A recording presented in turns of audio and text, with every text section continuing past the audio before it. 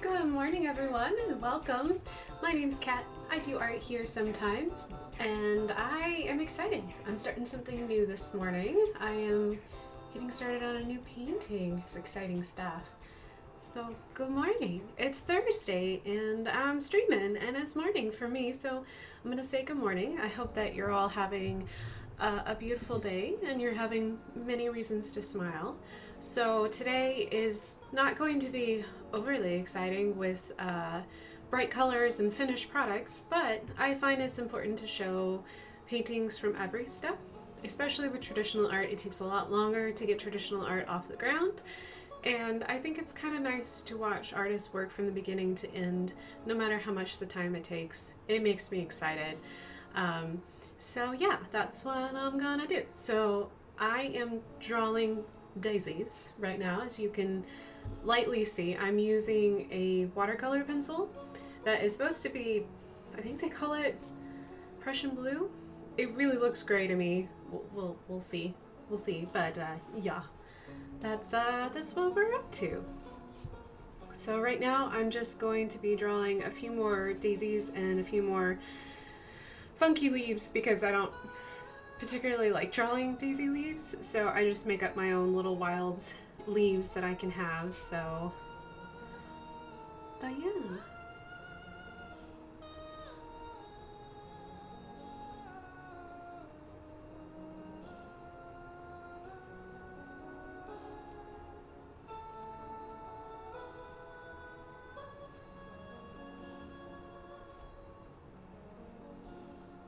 So what I'm thinking about for this piece is I've been really spending some time studying some other artists' work, which I will make a list and put it on my Discord of like the artists that I've been looking at.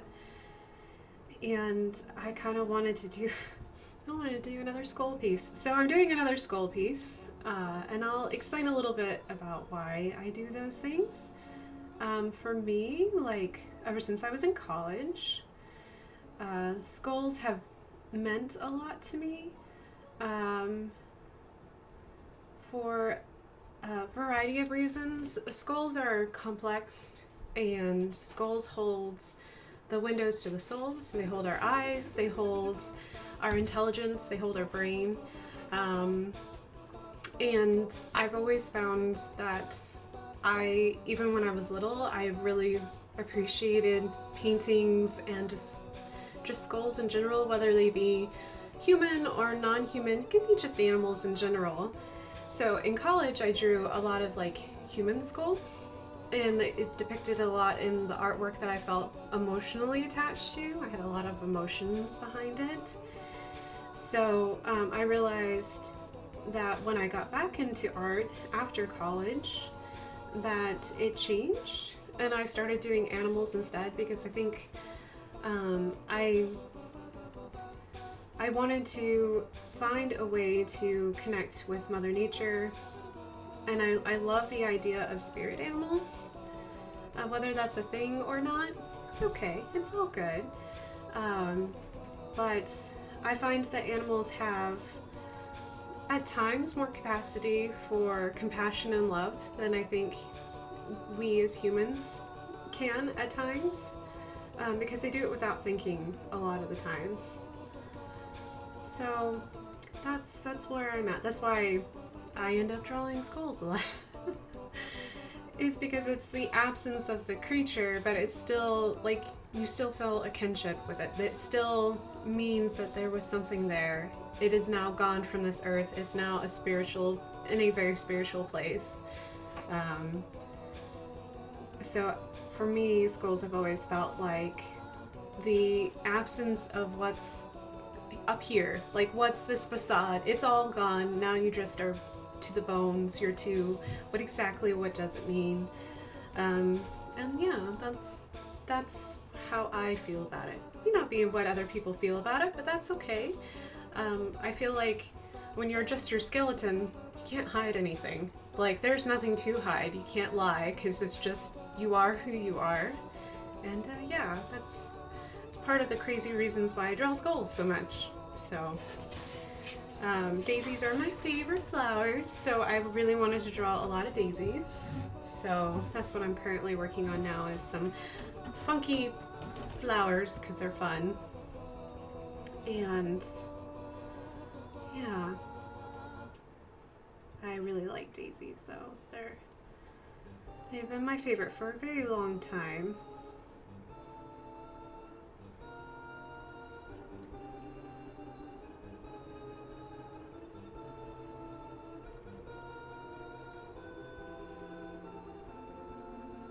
So today I'm going to get started on this skull painting. I wanted to do something a little bit different. I grew up in the Midwest, or not in the Midwest, I live here in the Midwest, but I grew up in the Southwest, and in the Southwest we have a lot of coyotes, and coyotes are common pretty much everywhere. They're very adaptable species. But I remember when I was little, I remember hearing the coyotes howl at night. And then when I was a teenager, I lived in pseudo country, so I lived far enough out of town that we weren't sitting on top of our neighbors, but not like isolated. But I remember that I was out walking one day, and there's a lot of ranchers and livestock owners that live very close to where I was living at the time. And I don't know who did it, but they got together, or someone got together and decided to kill a bunch of coyotes, and they piled them all up in a big pile, and it really upset me. It really upset me to see someone hunting out of season, obviously without a license, and just killing animals because they were doing what they always do, which is they want to eat. So I know that coyotes can be very destructive, and they're extremely detrimental to if you're raising livestock, and so I understand that, but I feel like there's better ways to deal with them. So I feel like coyotes kind of get a bad rap. So I was like, I have never done a coyote skull, so I really wanted to encompass that free spirit, that struggle, the want to survive, just trying to like survive in a world that they're not really accepted, because a lot of people think of coyotes and they think ew. But yeah, so we're just gonna go with the wild spirit today. Let me set this over here. So the first thing I'm gonna do is I'm gonna think about like what colors that I want to do. I know that I want to use both watercolor and gouache, so which means that I'm gonna start with watercolor as my underpainting. And watercolor is perfect for that because it is transparent and it's easy to layer on top of. Gouache is more opaque, so once you start laying on gouache, it's not as easy to layer watercolor on top of that, but watercolor is a great way to start a base. I never give myself the opportunity to use gouache, but I figured if I use gouache with a medium that I already love, so that way I already am playing, it'll help me ease into that transition. I did gouache in college, It was the first painting medium that I ever tried. Holy maloney, it was intense. And I think it would have been less intense if my professor that I had at the time wasn't so intense herself. I don't know if people meet people in college, professors or otherwise, where you just innately clash. This professor and I just clashed. She thought I was too submissive, and she thought I was too reluctant to get into mediums. And so she, rightfully so, pushed me a lot harder than any of my other professors did. And I struggled with it really bad because I was in college, I was trying to figure out who I was, and I was in a raw place at the time. And that professor and I were just button heads constantly. It was so stressful. So I never did gouache again. I made some really pretty paintings, but I never did gouache again. But ever since then, I've been like thinking about it again. I'm like, I think I'm ready. So that's what I'm gonna go do. So I'm just gonna start painting. So yeah. But I'm gonna start with watercolor because watercolor is friendly and familiar. The thing is that when I add water to this, I'll also keep in mind that I was using a watercolor pencil. So if I put on too many layers, I'll end up washing out my underdrawing, which is, there's a lot of information here, so I want to make sure that I keep it there. So what I'm gonna do is, gonna grab a lucky rag.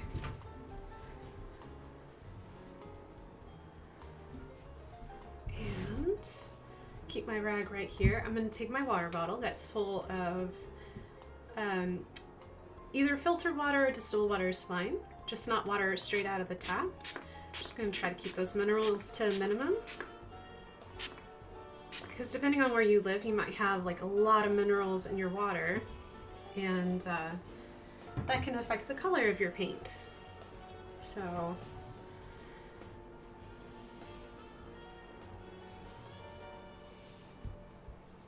for rinsing your brush or just grabbing clean water, not so much, but since I use this water primarily to get my pans wet and everything, and that water sits on top of my colors, I try to use distilled water for that purpose only.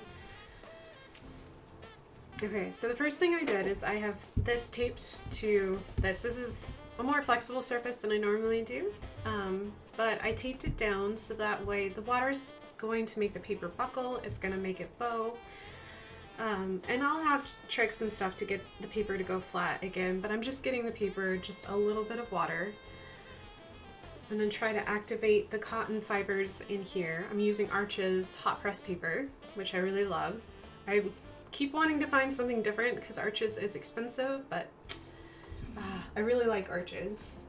So I've used other different types of paper, and whatever you can afford, you can make watercolor with. So I always encourage people to stay within your budget. If you can make beautiful art with crayons, go for it. Art is not about the materials you use, it's about the passion behind it. Because I follow artists who literally make art with ballpoint pens, and it's beautiful work. It's so, so pretty. So what I'm doing now is I'm applying just clean water to my paper.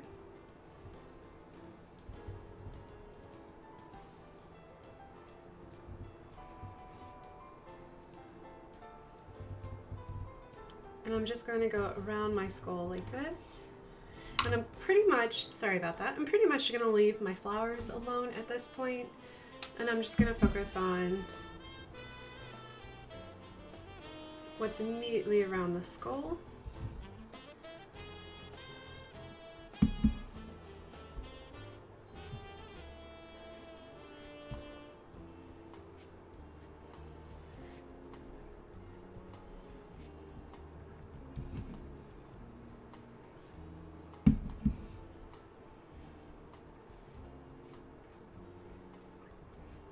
Also keeping in mind that everything that I do on this paper, since I have watercolor pencil, it's going to, that's way too much water, it's going to naturally have Prussian blue undertones to it.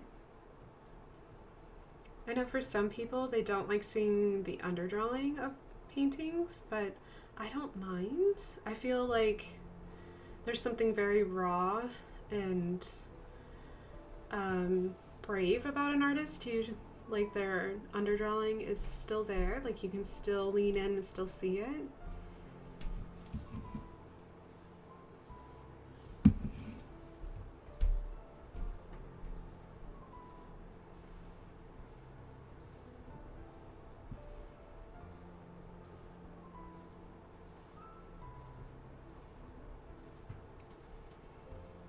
But since we are going to go back later with some gouache, normally I'm like very, very careful. In a painting this large, I might have applied some masking fluid, which would help ensure that the white of my paper stays perfectly white. But I'm going to allow myself the freedom to kind of relax a little bit and not worry about that as much, so that way I can just apply a light wash underneath. So now my paper is super bowed, and it is rippling. That's okay. That is all right. You can kind of see the reflection of my lights in the water.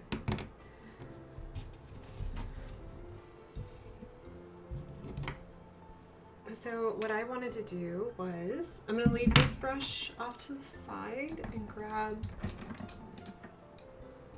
another brush. I'm using really large brushes here. I don't have a bigger brush, otherwise I would. Might be something I work on this year, is get a really big brush. When you're doing like just under paintings in general, as part of that, like working fast enough, the paper is still wet, but it's not terribly wet. Using big enough brushes to cover as much space as possible.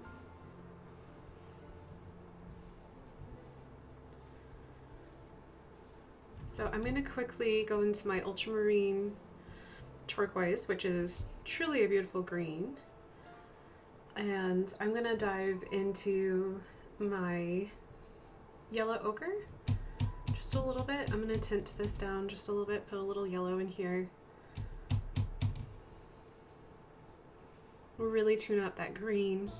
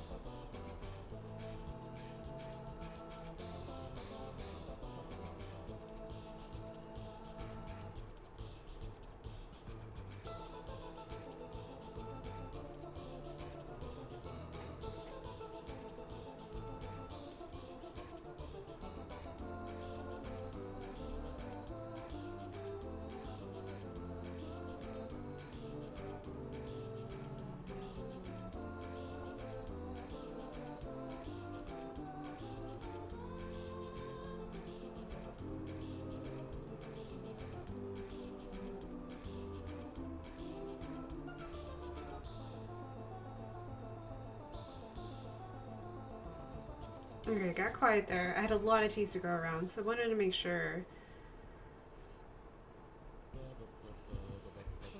So I'm working in section. This is all one section.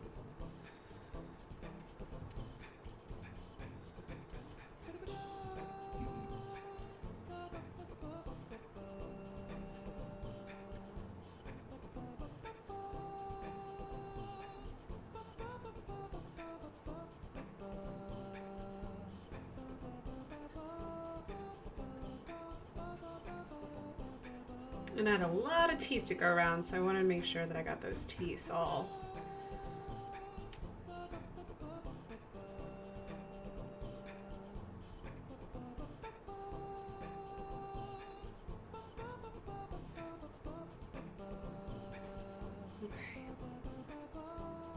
Because once this all dries, it's done. It's set. It's done. Hello, HMazer. Good morning. Lurking for a hot minute. Well, I'm shopping for glass supplies. Oh, thank you for letting me know you're here. I'm sorry that I saw it go up, but then I was like, oh, painting. I saw on Instagram that there was Agent Mazer works in stained glass, and definitely working on a spider piece, which is exciting. It looks delightfully complex, but also really beautiful.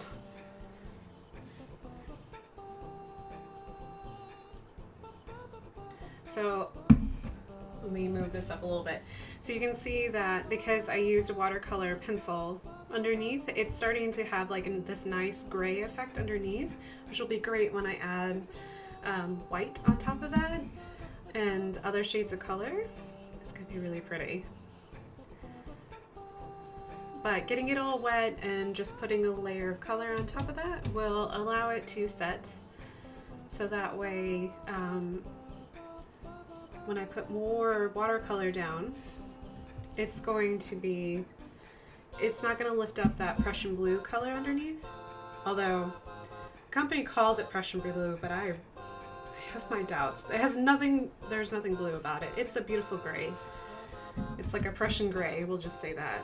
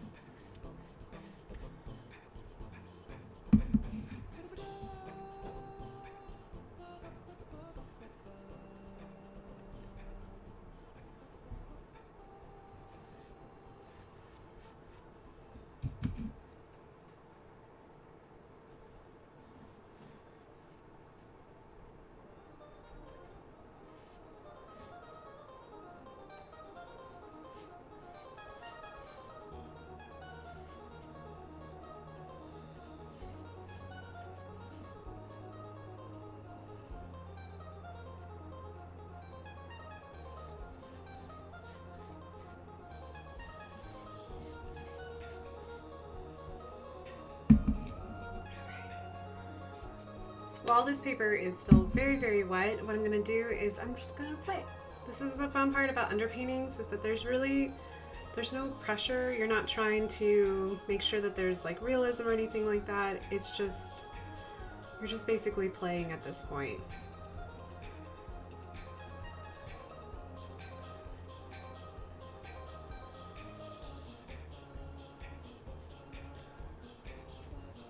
So what I'll do is I'll make sure that these edges are soft.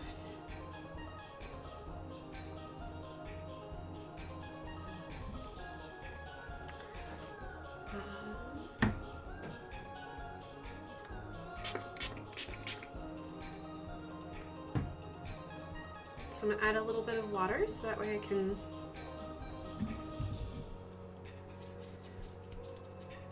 warm up this green a little bit.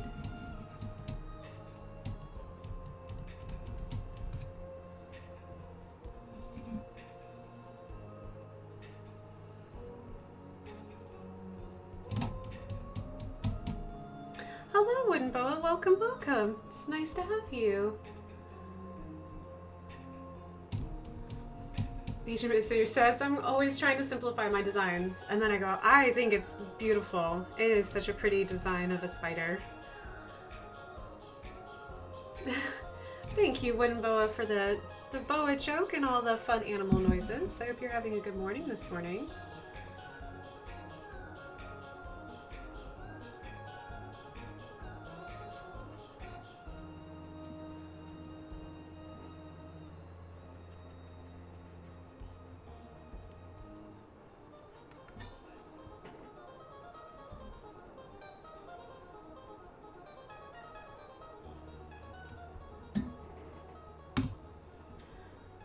So while your paper is still very wet, you can do all kinds of fun things. You can add salt if you wanted to.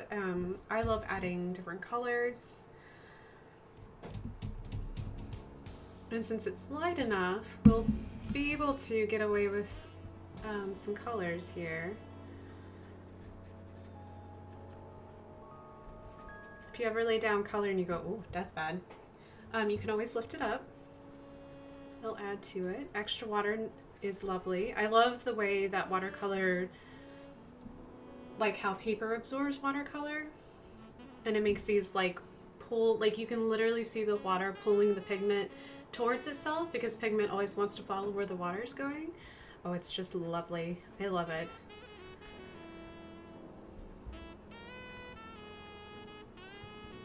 I was never that. I had some amazing classmates who were extremely talented and could do like perfect layers of just smooth color, and I admire artists who like that, but I'm like, no, I wanted to look like a human hand has been in here and they've been playing and they've been messing around. I wanted to have that, I don't know, that children do it so well. They just sit there and they play with the paint and they push and they pull it, and I really love, I like that sense of adventure, the sense of like, that they're just excited to be there in the moment, just really enjoying it.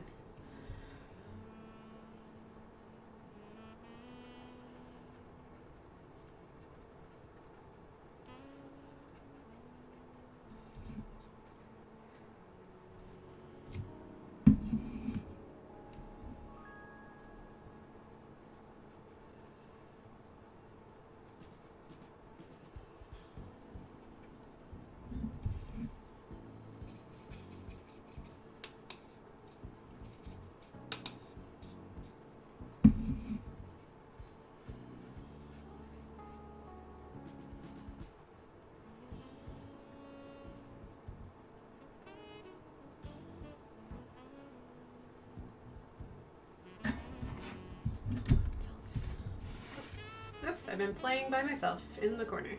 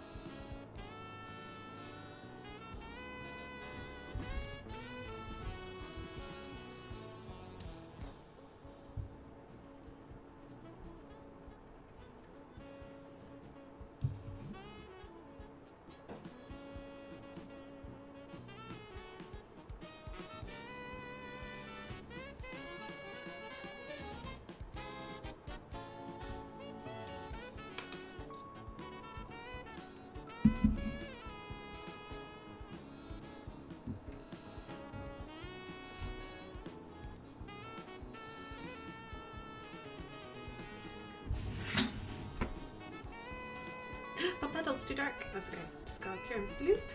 Wipe it up. Actually, make sure.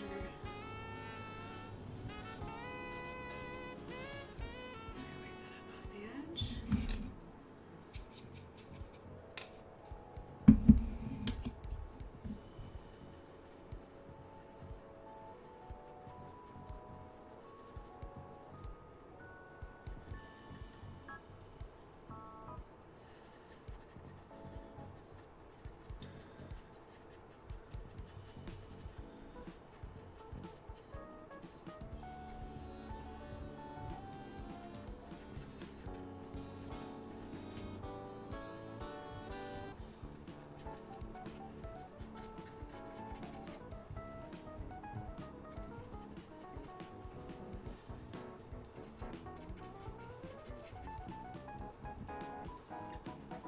totally just made a battle. It's fun though.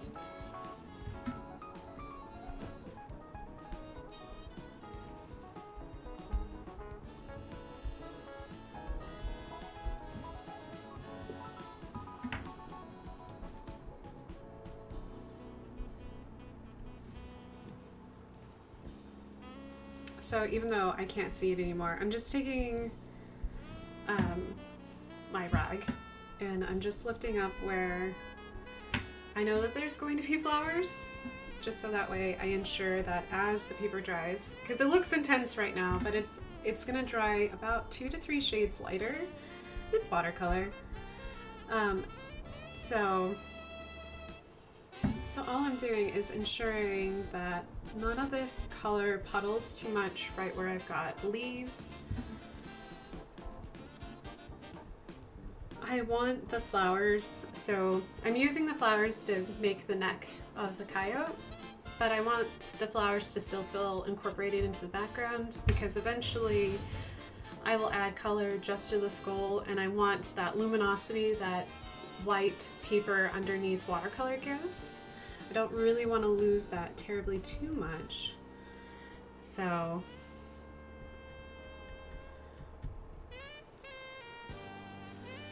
I see there's just a lot of color coming through.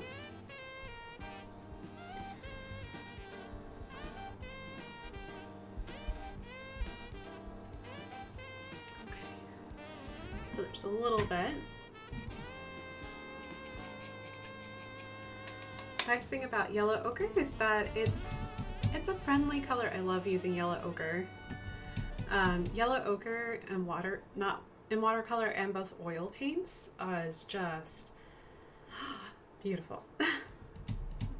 There's, oh man, some of my favorite oil paintings like have this beautiful color all a part of it. Oh, so nice. Okay. So I'm playing a little bit here. I don't really want to get colors over here, so what I'll do, I'm just gonna cover this up because I'm gonna get a little messy. And since I don't really want to get a whole lot in the skull, I'm just going to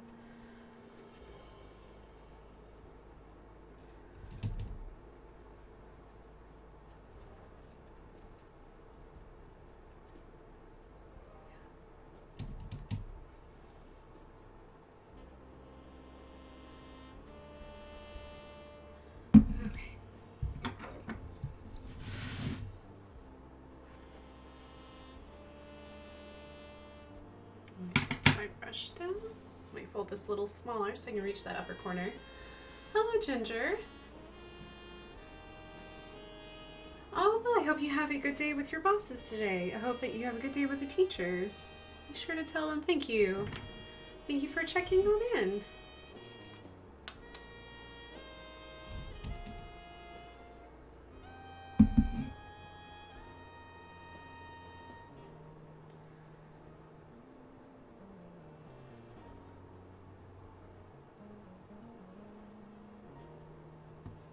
Looks like I'm painting around a rag, and that's exactly what it is.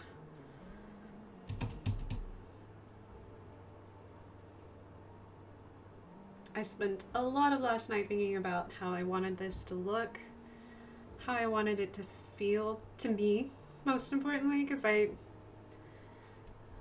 don't do well doing art for others. I love making art for other people. I feel most at home when I do art for myself.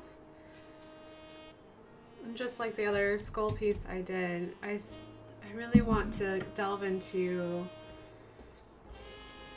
a darker look for me.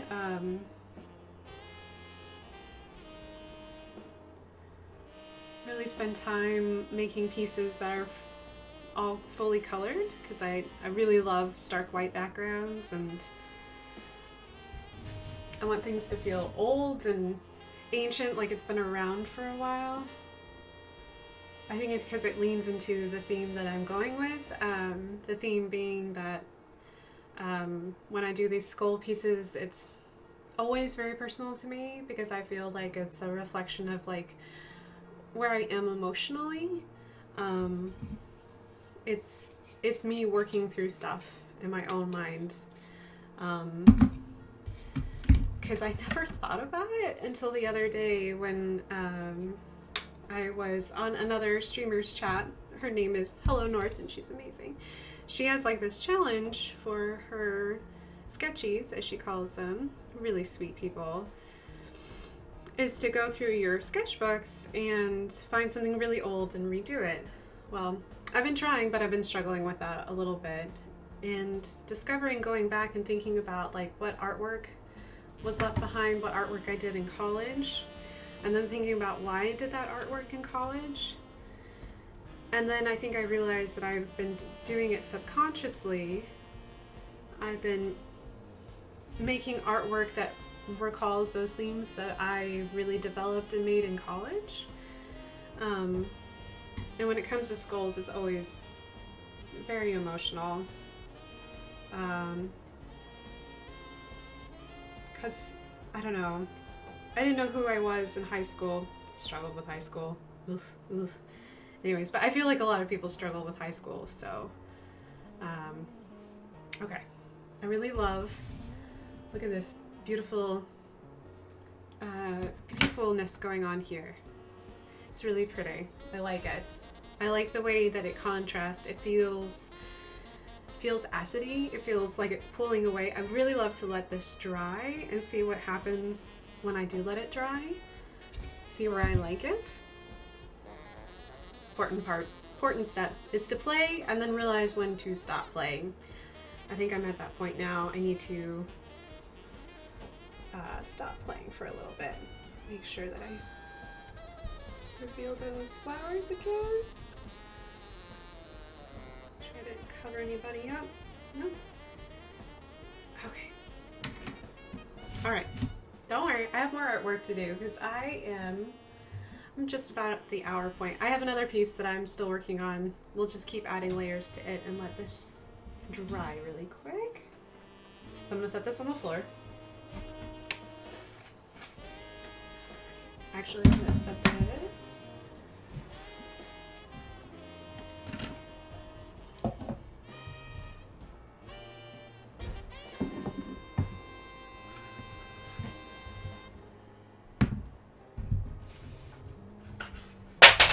Oh, loud noises. So sorry, guys. Hold on. I was gonna set it on the floor, but setting it on the floor meant that I was going to put it in reach of kitty cats. That's not a good thing. Okay. Although, did I just set it on top of... Yeah. There we go. Okay. All right.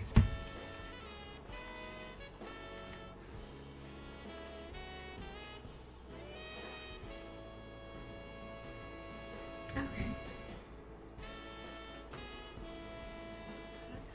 Over here. Okay, so we're gonna work on this piece that I started this past Monday I want to say, while we let that background dry, because that's the important part of underpainting, is that you play and you let it dry completely, and then you start going in and start basically 3D painting. When you do large areas of underpainting, it means that you end up figuring out you're gonna make things darker and you're gonna make things lighter, just to kind of like build up. So we'll end up going back into the flowers of the neck and really like build up a more, almost like it's like fur texture underneath, and then we'll start painting on the skull and then start building that up as well. So,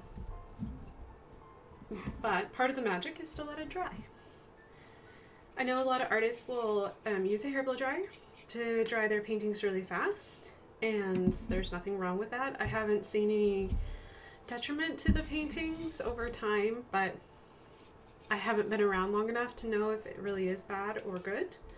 I just don't like to, because I feel like the hot air changes the way that watercolor dries, and some of the magic of like it pushing and pulling on the pigment on the paper while it's still wet will change. And I'd rather see the magic, because it really makes that beautiful like feathery edge that you think of when you see like a coffee stain or like those watercolor paintings that got rained on. I ended up house sitting for one of my professors in college. She was so nice and so sweet. And she had this painting. She did landscape paintings, like plein air paintings for a living, and she's amazing. And she had this painting in her studio area that she never finished. And it was a painting of like the landscape of like that she was painting of a farm while it was snowing. And so you had like the snow everywhere, these beautiful gorgeous trees, and then in the painting there were like these perfect little like water droplets all over. And I asked her why she never like got it framed, never like, you know, hung it up, because I thought it was gorgeous. And she was like, well, I was almost done with the painting, almost completely finished, had everything where I wanted it to, and she said it started snowing.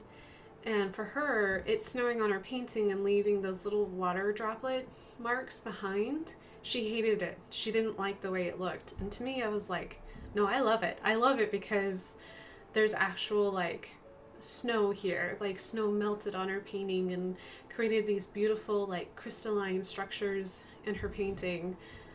And ever since then, I was like, I knew what I liked. I don't like smooth, flat layers that I admire so much, because in my heart, I love imperfection. I feel like an imperfect person. So I feel like my artwork should not be perfect, because I think it's what makes life fun. So, hello, Sarpendran. Thank you for the meow. I know 7 is... Yes, 7 is behind me. He is asleep on the floor. I don't think you can see him in this angle. Hello, Mathercist. Are you feeling any better, buddy? I think Mathercist is pretty sick. I think he's going to be pretty sick.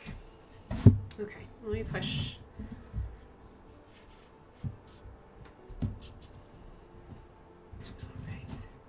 Hope everyone's having a good day. I did a background painting and I'm letting it dry because I'm a good kid. Now I'm going to work on this Pokemon Fusion, aka Godzilla, that I started the other day. I added more layers, as you can see. It was not this color at all. I added some red and some blue purple, and then I deepened up these colors here as well. I'm not excited. However, I am going to experiment a little bit as I realize my hair is in it. I'm shedding right now. And I added this lovely splash motion, trying to get myself to like it again. But I think what I'll do is I will just play with those shadows and try to build up more depth. So I'm going to make a dark purple. So it'll probably be in the gray family, and we'll glaze that on and see what we get. I feel like we need to drop by and say hello to the kitties once Mathercist is feeling better. Yes, we are on quarantine right now. We are not fit to see public at the moment, but once it's all done, you're always welcome. I'm on my second win. No promises. After I... Okay, Mathercist, you have to promise me you will come home immediately after your meeting. I think Mathercist is more sick than he realizes, so... But I also know that work calls and you gotta go to work, so...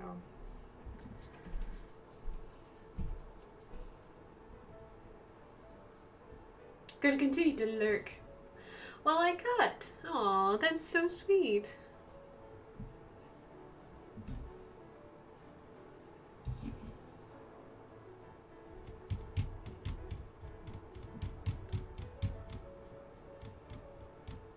Yes, that I can promise.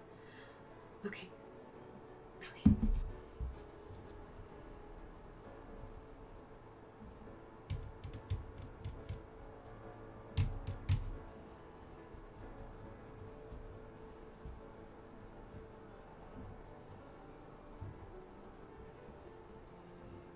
So right now I'm creating purple gray.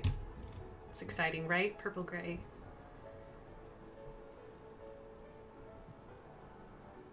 I'm hoping that if I add more depth of color, that it will make the other colors push forward, because right now I feel like the piece is very flat, and so I need more depth of color to help push certain colors forward while pulling certain colors back. So we will start doing it back here and along the tail to hopefully, and right through here. We'll see. We'll see if this little trick will work.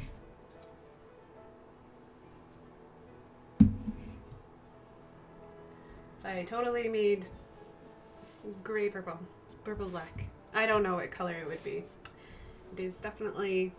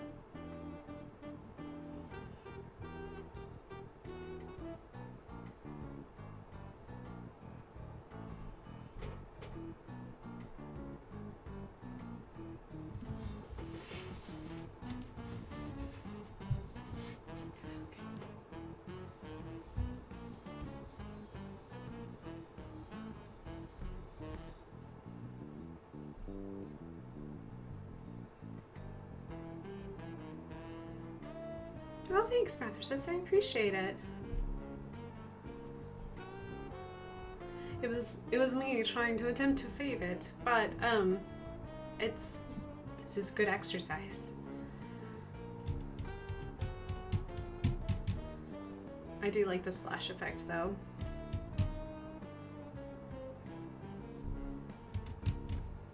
I might add another layer of that on top of it just because it's fun.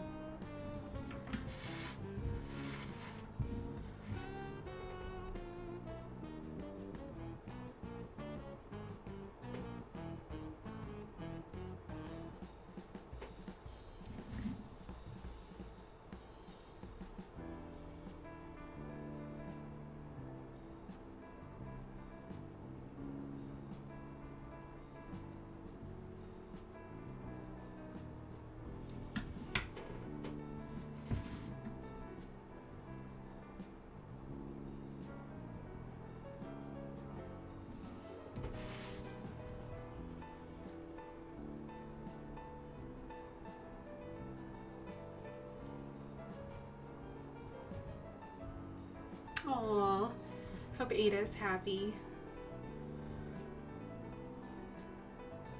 She was so cute this morning. She is not normally under the covers kid, but this morning I guess she was cold, and Ada spent a lot of time underneath the covers this morning.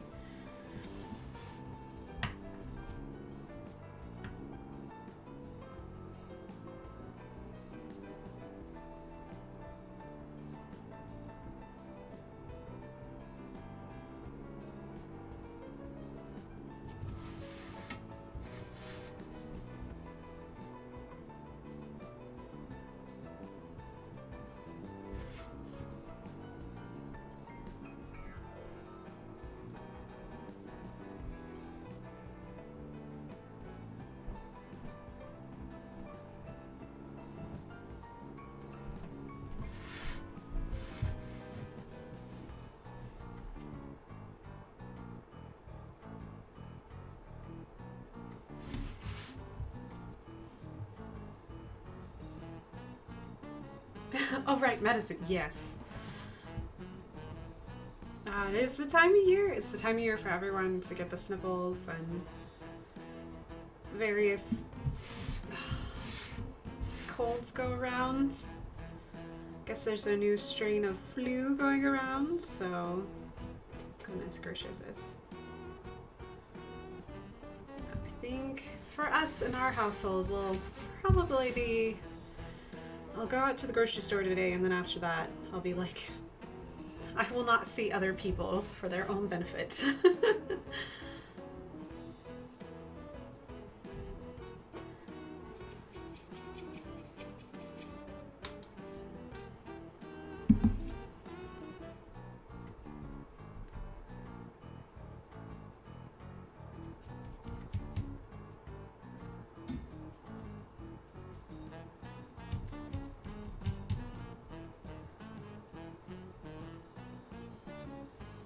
I went like 10 months since my last cold. That might be a record. It's a good record to have. I had laryngitis not too long ago, so I don't know if that counts as a cold. I have no idea.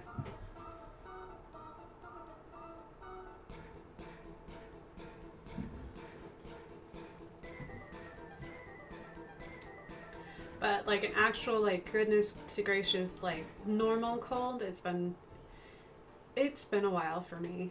It's a year, maybe? Like an actual, like, fever, or like this part of your face feels like it's falling off. Yeah, it's probably been like a year.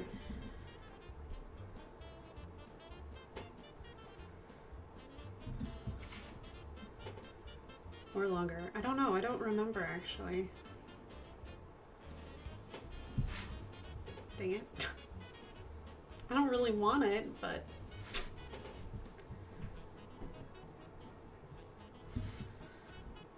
I'll say that'd be, though. If it happens, it happens.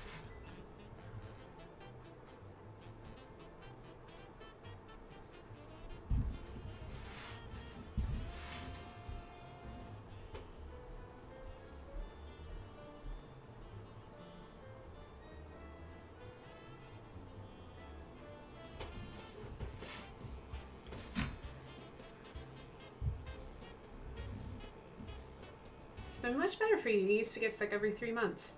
Or shorter. I think there was a year I literally got sick every other month. Like, not like a little sick, but like really sick. Like, so much so I couldn't go to work. I was sick a whole lot. It was not. That was my body's way of telling me something's gotta change. Either I'm gonna give up or you're gonna change something. So I changed my job.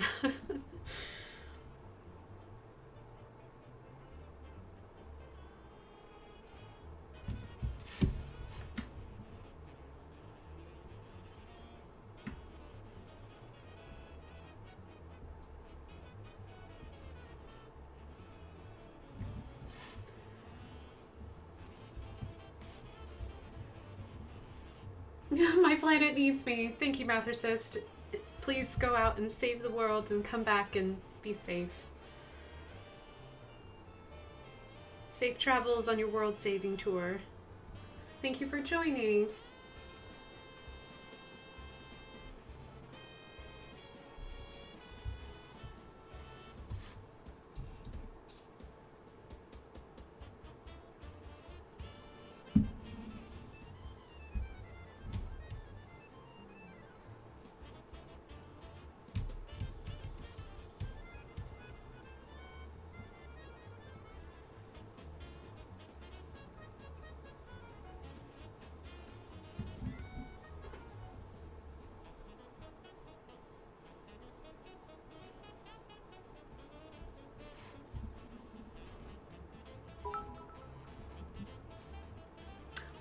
Thanks, Mathersus, for cheering 100 bits. I appreciate it, my friend. Thank you, thank you. That was very sweet of you to do before going off to save the world. I appreciate it. Aw, I like the Corgi 100. That's cute. Corgis are adorable. They're a cute small breed.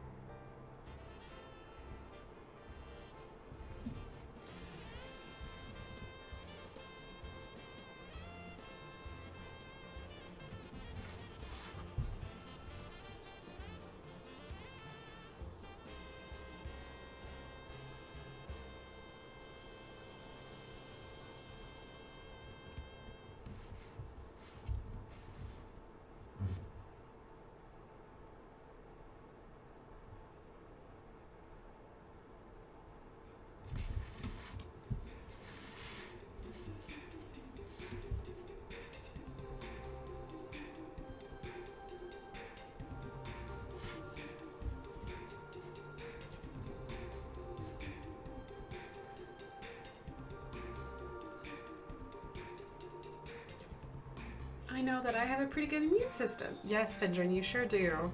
However, I think you've gotten sick already. I think you had the sniffles or something. All I know is that I left for a little bit, and when I came back, poor Lady Boa and Ginger had something that they had shared between each other. I don't know where it originated from, but I heard that you were sick before they got sick, and I was just like, duh. I got tail hugs from Ada. Hi, Ada girl.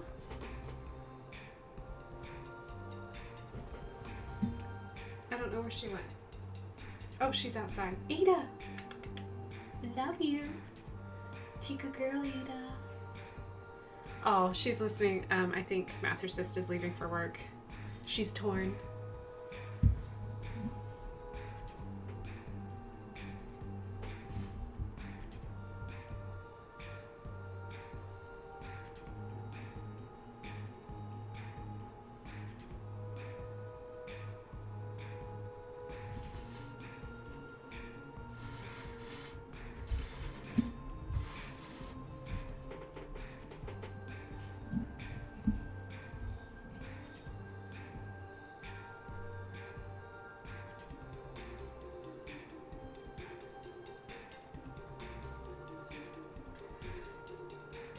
Yeah, I had my cold for the year, probably. I might have been patient 0 for them. Oh no!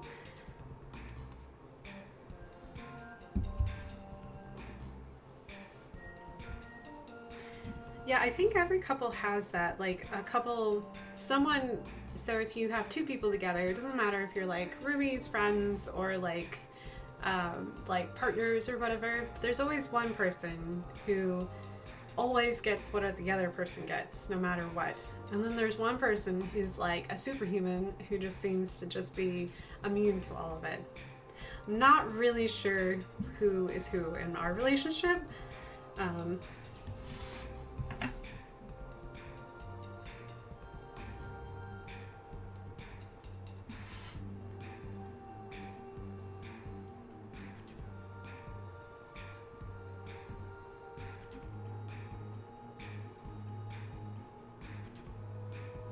Because for a long time, I thought I was the person who just, whatever came home, I would just get it and I would be sick.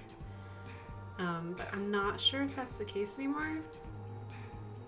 But I'm also the weirdo who's always handing out like sanitation, like the little sanitation bottles around and like hand wipes and everything. I try to keep germs down to a minimum. I know it's... But man, I did not like being sick for that 1 year so much. So it's changed my personal habits, so to speak. I'm like the person who's like sanitizing their hands the moment they get on a plane, like, or touch anything in an airport.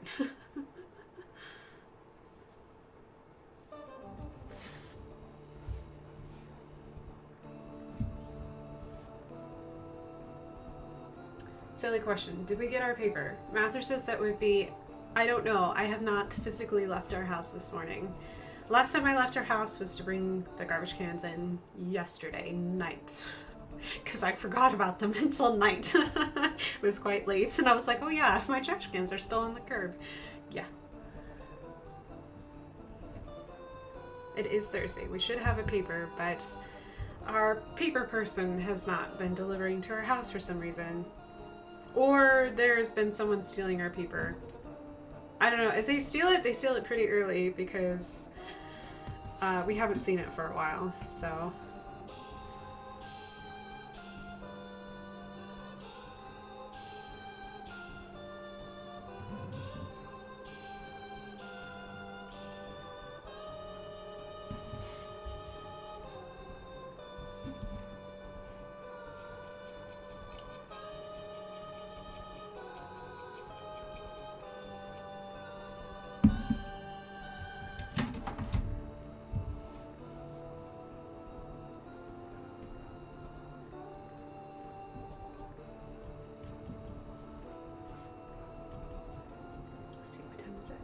Okay.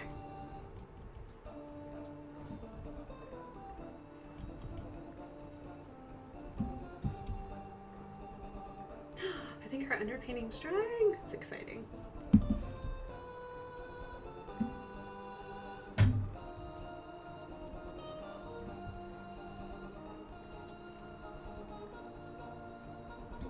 Making a big puddle. I'm gonna do a little more splashy splash before we go back to our other painting.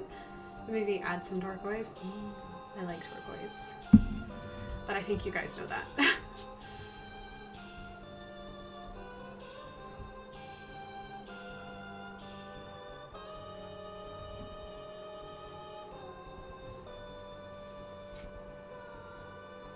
So the last time I did this little splashy bit, you can still see it on my table. I have it everywhere. So this time I'm gonna try to not leave it everywhere. We'll see. I'll probably still get it everywhere.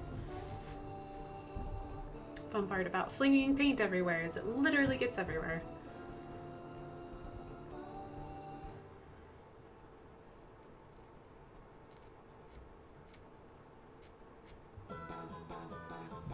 And your fingers turn fun colors.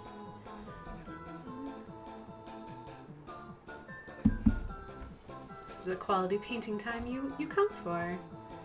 We don't do happy little trees, we do happy little splashes.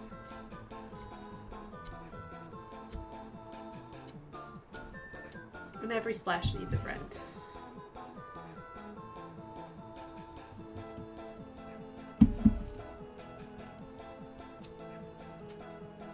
So a lot of my paint is still wet, which is great. It means I'll take that. Oops, I dripped a lot. That's okay. We'll just leave it. It's all good.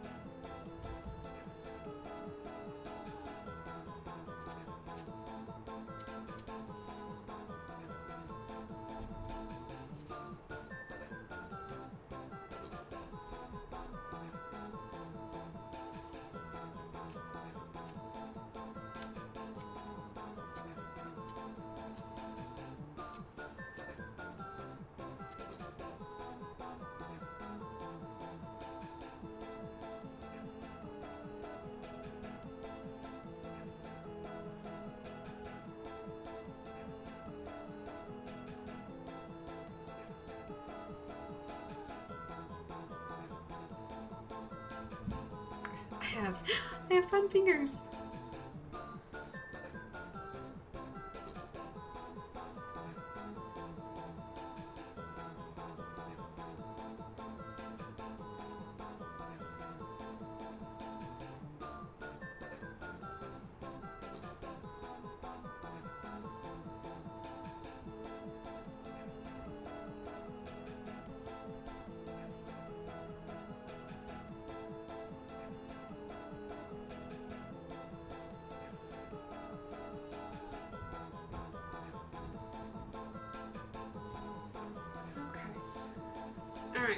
have splashed, or I have splashed to my heart's content, and now I have a blue finger. So I don't have a green thumb. I'm just gonna dip that in water and wipe. I will have turquoise permanently ringed around my nails for a while again.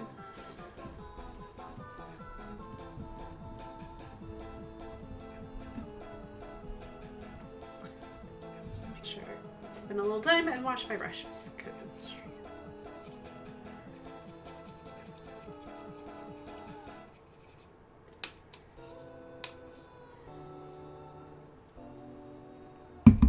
It's always fun to splash with a paintbrush, but it's always important to remember that you wash them out really good and clean them really well, and make sure that you lay the bristles back where they're supposed to be.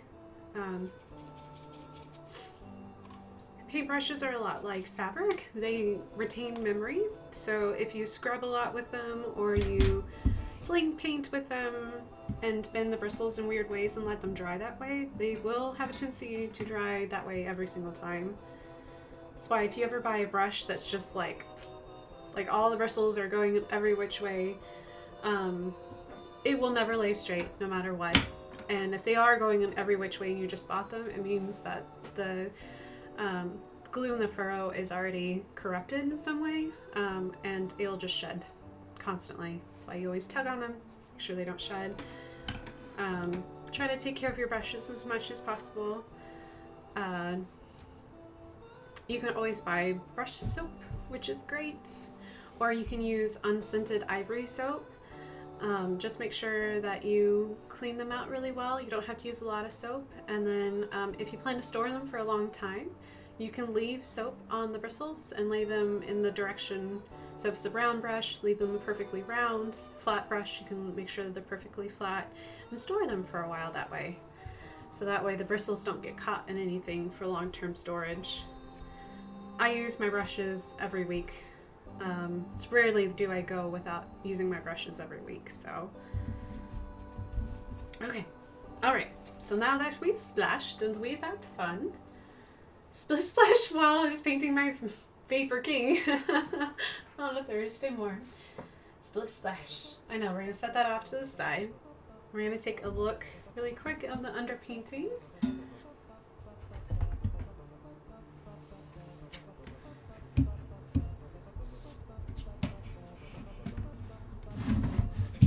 That. Sorry as I rearrange. I have a nice desk. It's a big desk. I just can't seem to keep it organized. Hold on. Dirty water. We'll set you there. Okay. So as you can see, that really bright color we saw earlier is now faded into, like, look at these lovely edges. And the paper's still cold, which means that the paper is, I think I got paint on it from splashing over there. Oh, that's okay. It's all good. I tried. Dang it. Oh, that's okay. We will just leave it. It's fine. It's great. Okay, so while I was splish splashing over there, I was splish splashing my underpainting, but it's fine. By the time I add all the layers and stuff, you won't see those little flecks of paint.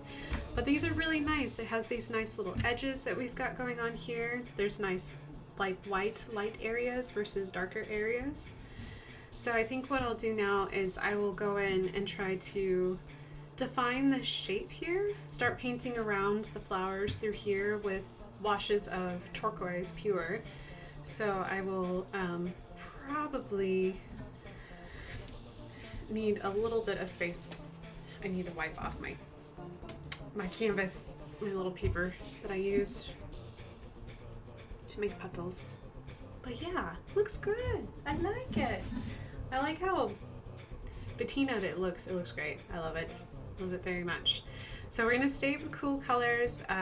My turquoise that I have has white pigment in it, so it's going to be not as transparent. It's going, once I lay it down, it'll be the lightest glazes I can, but it will be darker. But I just want to pull this forward and push this back. So but I want to kind of stay in that blue family as well, because I can see my drawing right through here. It's very faint, but I still can see the underdrawing.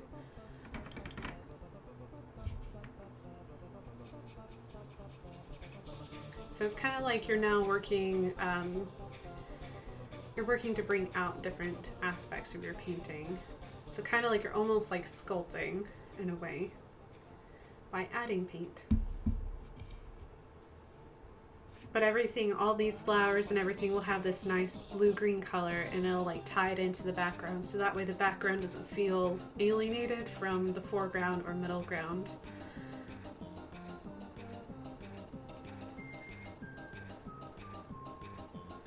So the first thing I'm going to do is always easy to start really, really light and then add. It's hard to go really, really dark and then subtract when it comes to watercolors.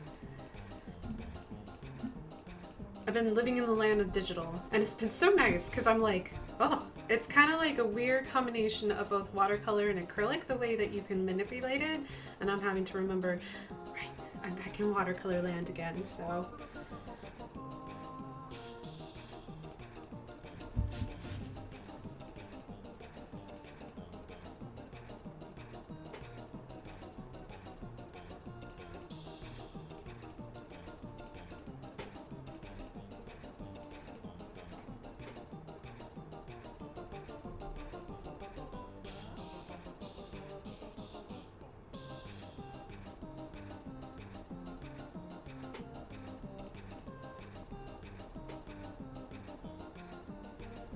And since this is a really light glaze, it'll be okay if it's not perfect. Because if I was painting a traditional like coyote, this would be the fur of the neck, and they're really like, their fur is like in little tiny clumps, so there's dark areas and light areas. So it's kind of, it gives this beautiful like, almost like shag carpet look, is the way their necks look. So it doesn't, I'm not looking for perfection of like perfectly going around all of it. I'm just looking to add a little more depth that I can add on to later. So it gives this fun,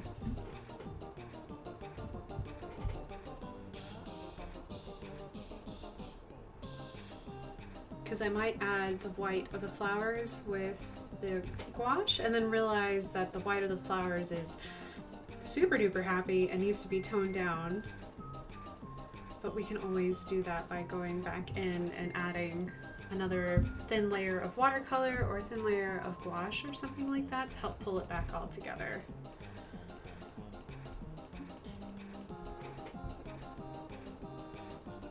It's a lot of water, it's okay.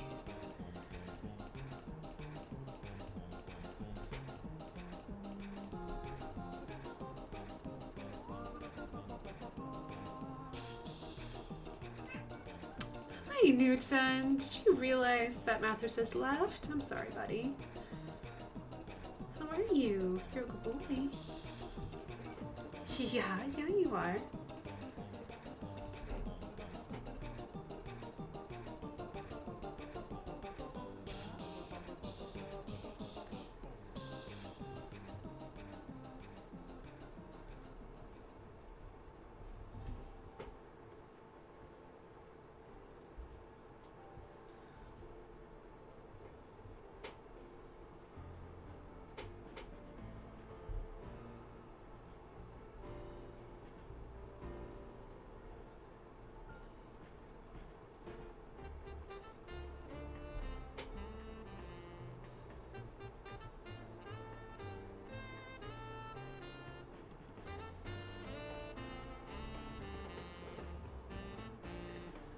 Newton, my favorite big ginger boy. I know, he's giant.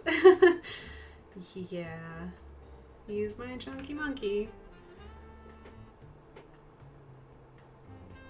I don't know how to have petite cats.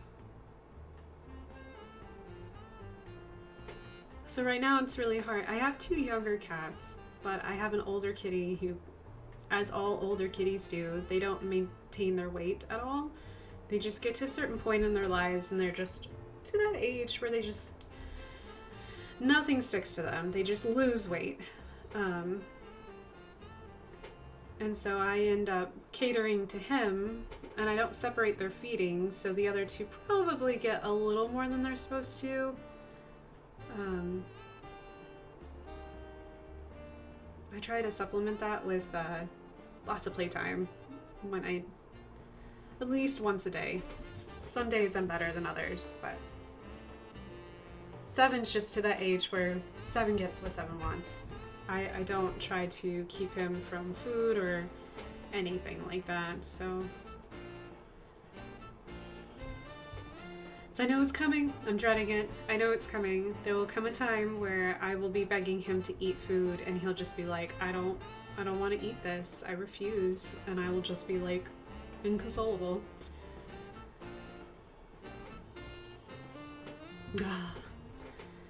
Older age is hard. Especially in fur babies. So you just want the very best for them. Yeah, I want the very best for you too, buddy boo-boo. If you come here, I'll give you a hug. He's like, no, I'm avoiding you. He's staying like an arm's length away from me. He's like, no, I don't want to be hugged. Stay away.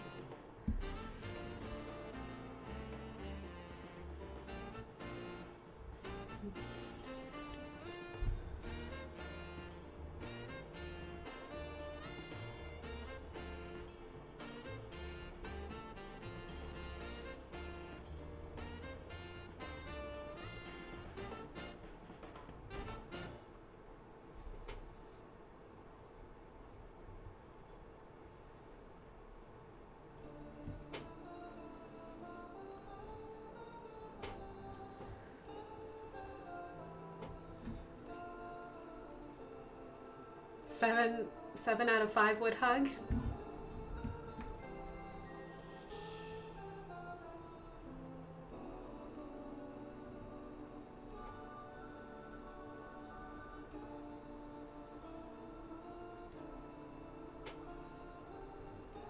Newton is really sweet though. He's a sweet boy. You must love kitties. Aww. Yeah, all animals deserve to be loved.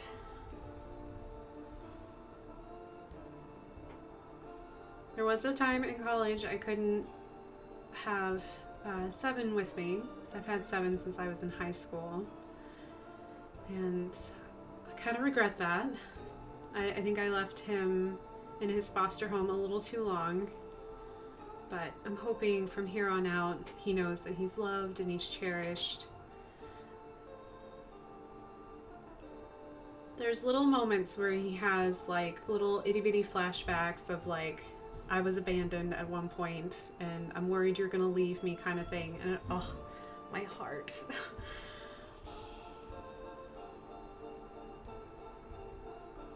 But my roommate had a very sweet kitty, and he was just a neurotic kitty. He could not handle another cat in the house. So there was like a chemical imbalance or something with my roommate's cat, Coyote. And I loved Coyote. He was a good boy. He was just super duper neurotic.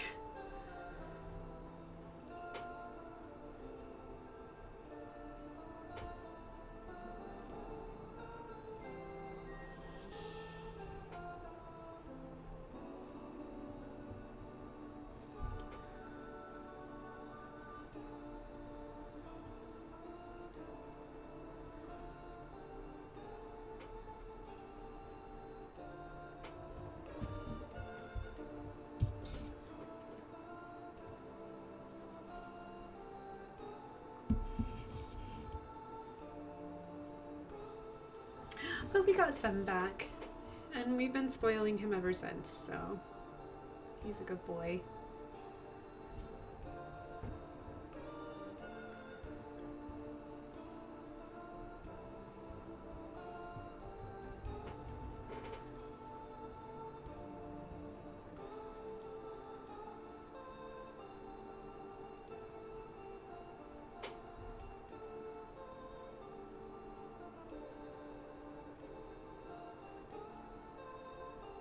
Unbeknownst to Seven, Ada needed him.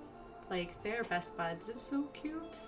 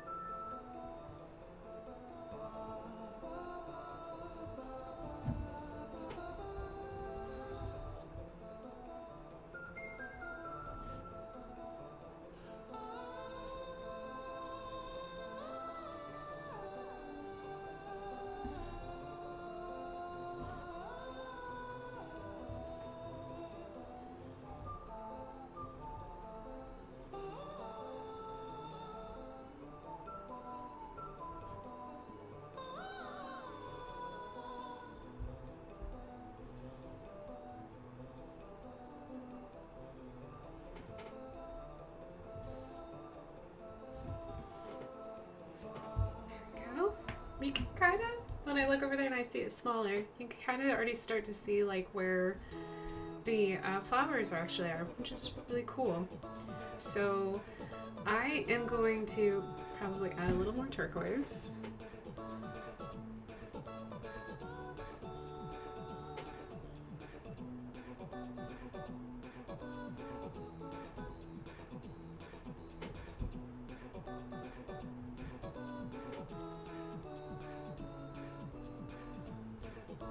And then once I'm done adding this, I'll probably just let it dry and see where we're at from there, and then we'll start working on the skull piece, this part right up here.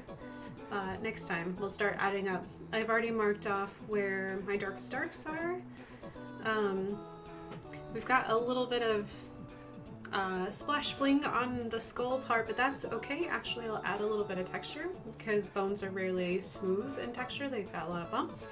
so that'll be perfect. Plus everything will be tinted gray. I wouldn't even call it Prussian blue at this point because it really just stays gray, which is fine. It actually really looks like pencil underneath all of this, which is all good. I thought it would fade a lot more, but it didn't fade as much as I thought it was going to. But it's a good experiment. Oh, nice. Just saying that I have like some really lovely artifacting going on through here. This is really nice. I love underpaintings. I like working on underpaintings because I feel like it really gives a piece character and gives it, there's an excitement there to know that like the whole thing is going to have this overall feel to it. So yeah, so that's where we're at. I'm working currently on this coyote skull. It is not a perfect replication of a coyote skull. I've exaggerated some areas and pulled back on some areas. For example, their jaws are, especially this part right here, and the hinge part is not this big, but I really wanted it to be the howling part to have a lot of impact, and I felt like to draw the jaw as thin as it normally is in real life, it would be kind of hard to tell that there was like a strong emphasis on the howling, because I wanted to feel like this skull is alive, like there's still a life to it. And so I exaggerated this part. I elongated the back part of the skull a little bit, and then made the nasal cavities deeper, so that way I could have even bigger teeth. They have really, like a coyote skull is like very small because they're a medium-sized canine, and so look up, if you've got time, a bear skull and a coyote skull, and you'll really compare the two, because bear skulls are huge, they're giant, and when you put a coyote skull inside of it, you really can tell how tiny their skulls actually are, because they're pretty small critters. So yeah, thank you guys so much for joining me today. Let me say a big huge shout out for all of you guys who just hung out with me and listened to music with me in the background as I got quiet and we splish splashed, because I also worked on this little guy right here. We're starting to we'll add ink to him and see how we feel about him at that point. But yeah, we started adding really darks here and splish splashed, and also played over here, which was a ton of fun. I really like starting new artwork. It's always so exciting. So thank you so much, Sir Pendrin, for hanging out with me, and Agent Mazer. Mathercist, I already know you're gone, but thank you so much for the bits and hanging out with me today. I will be streaming again next week. Fingers crossed. Like I said, I'm gonna run to the store and run back. We're under quarantine right now.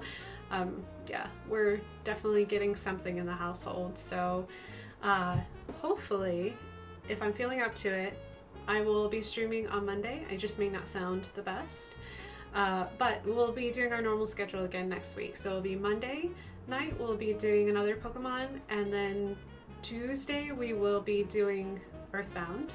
I might be solo, wandering through a cave, and then after that we'll work on this coyote piece a little bit more.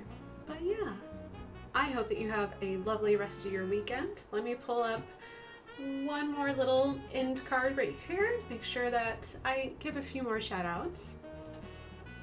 Thank you guys again so much for joining me today and sending me love. I appreciate it. Have a great weekend, and I'll see you very, very soon next week.